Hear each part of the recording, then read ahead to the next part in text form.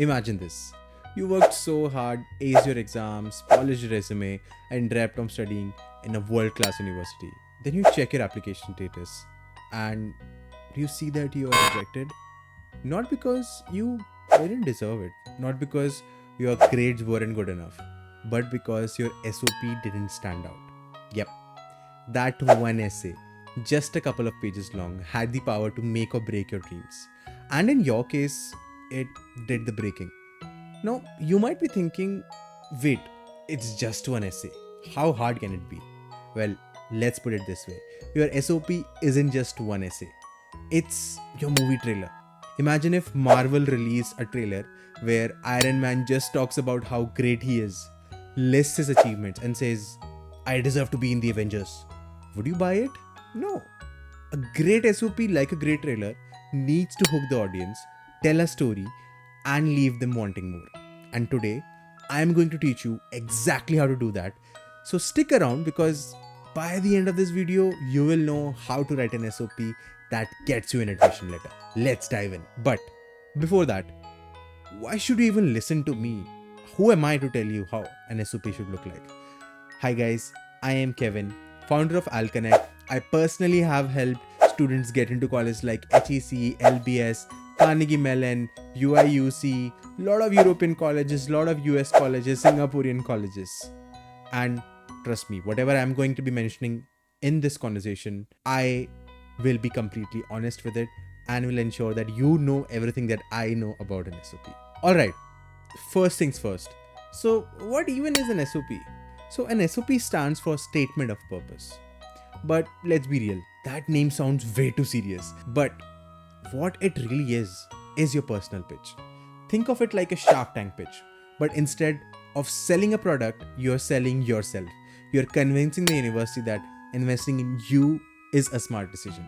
Now, it's a chance for you to show them who you are beyond grades and test scores, why this course and why this university, why do you see yourself in the future. If your SOP is weak, they won't be convinced.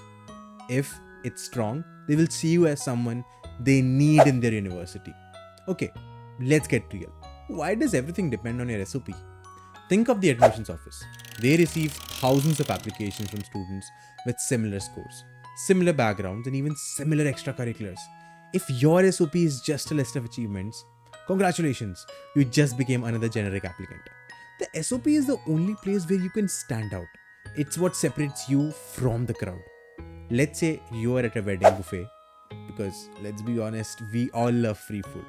You see 10 bowls of dal makhani, same size, same color, same everything. But then there's one that has extra butter, fresh coriander, and rich aroma. Which one do you pick? Your SOP needs to be that extra buffet dal makhani, not just another bowl in the lineup. Now, let's talk about length. Most SOPs are 800 to 1000 words, which is around 1.5 to 2 pages. And your job here is to keep it crisp, engaging, and valuable. If you can say more with fewer words, you've already won. Now, a great SOP is not a Wikipedia page. It's a story. Here's how to structure it. The first one would, of course, be the hook. Now, this is where you need to start with a bang. Most people start their SOPs with, ever since childhood, I have been interested in blah, blah, blah, blah, blah. Now, instead of this, start with a personal anecdote that shaped your career interest, a powerful statement that immediately grabs attention, a thought-provoking question that sparks curiosity. Example, at 16, I built my first app. It failed. No one downloaded it, but that one failure taught me more about technology than any classroom ever did. It was at that moment I knew I had to learn more. See the difference? It pulls you in. Now that you have their attention, talk about what you've studied and how it led you here. Any internships, projects, or experiences that shaped your interest. The specific moments that made you say, this is what I want to do. Keep it relevant. Nobody needs to know that you won a dancing competition unless you're applying for performing arts. Now, here, one extra tip I want to give. It's a place where you need to show things, not tell things, right? Secondly, please don't think of it as a place where you will mention everything about your life, every internship, every experience. You won't have enough space. If you are trying to show things, It will take more space if you want to go deep into the experiences. So pick your experiences, what you want to mention, what is more important to you. Why this course? Now, universities want to know why this degree. Why not just learn from YouTube or Coursera? Now here you can talk about what excites you about this field. Why does this course fit into your career plans? Any specific subjects, professors, or research areas that interest you? Now, next place would be why that particular university. Don't try generic fluff like it's a prestigious institution with a great faculty. Every institution is a prestigious institution. Instead of that, show them you've done your research. Does the university have a unique course structure? Are there professors you admire? Does the university have a club, research center, or alumni network that excites you? The more specific you are, the more credible you sound. Last section, future goals. Show them that you have a plan. Think of your SOP as a bridge. The university is in the middle. You are coming from point A, your background, and heading to point B, your career goal. Tell them exactly how this course helps you reach your destination. Now, should you really get your SOP written by someone else? Short answer, no. Long answer, absolutely not. Look, I get it. Writing an SOP is hard, but getting it written by someone else, it'll be like someone else going to a job interview for you. Admission officers can tell when an SOP lacks authenticity. Plus, many universities run plagiarism checks. If they find a copy-paste job, your application as good as gone.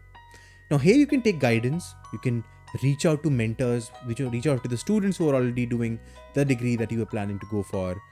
You can take their feedback, they can give you suggestions, they can post comments, they can give you better experiences to talk about, elevate your experiences, but this still has to be your story. So please write it yourself. Last question. Can you use AI to write your SOP? Now, we all love AI. It can write essays, crack jokes, even pass medical exams. But should you use it for your SOP? See, when it comes to AI generated SOPs, I can literally tell by just reading the first two lines that this is an AI generated SOP. And this is me. Now think of someone who is going through thousands of SOPs, the admissions officer. They already know if it's written by you or an AI. So you can of course use AI for the research. You can go deep into the university, the roles that you're aiming for. You can maybe ask AI to maybe portray certain experiences in a better way and then take those and maybe use this in a certain way that is your own. So it should be your voice. But don't ask AI to write the SOP or don't ask AI to completely edit the SOP. In both of the cases, it's going to get flagged in the AI tools that these colleges use. So use it as a guide, not as a ghostwriter. So your SOP is your voice, your story, your chance to shine. If you do it right, it won't just get you into a great university. It will set the stage for your entire career. And if you need help perfecting your SOPs, you can just drop the question in the comments. We are here to make sure you submit an SOP that gets your results. If you found this video helpful, please do hit that like button, subscribe, and I'll see you in the next one.